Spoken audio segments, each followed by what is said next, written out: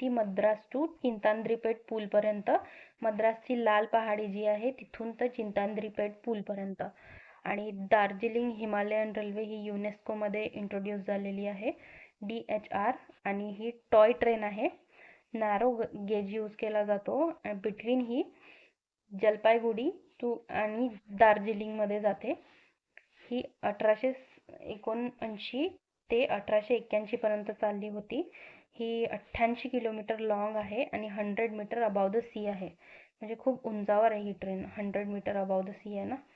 आणि घूम railway station हे देशातलं हायेस्ट रेल्वे स्टेशन आहे. घूम रेल्वे स्टेशन हे हायेस्ट रेल्वे स्टेशन आहे. आपण याला असंही लक्षात ठेवू शकतो, आपण घुमायला कुठे जातो तर हिल्सवर, म्हणून हायेस्ट रेल्वे स्टेशन घूम रेल्वे स्टेशन आहे. कालका शिमला रेल्वे ही युनेस्कोमध्ये इंट्रोड्यूस झालेली आहे.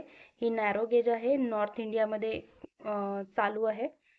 कालका शिमला म्हणजे कालकापासून तर शिमलापर्यंत ही वर्किंग आहे. ही हर्बर्ट सेप्टिमस हॅरिंग्टननी बिल्ड केलेली आहे.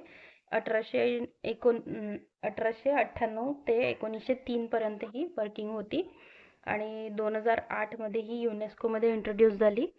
आणि ही विस्टाडोम रेल्वे आहे, म्हणजे याला छप्पर, याचं जे ट्रान्सपरंट असतं, जे छप्पर असतं ते ट्रान्सपरंट असतं, तर कालका शिमला रेल्वे त्यामध्ये येते. नीलगिरी माउंटेन रेल्वे ही पण युनेस्कोमध्ये इंट्रोड्यूस झालेली आहे 2005 मध्ये. ती 1000 mm मीटर गॉजची आहे. तमिळनाडूमध्ये आहे ती. 1908 मध्ये operated by southern railway zone. तर साऊदर्न रेल्वेचा जो झोन आहे त्यांनी ऑपरेट केलेली आहे ही नीलगिरी माउंटेन रेल्वे. आणि ही सालेम रेल्वे आहे.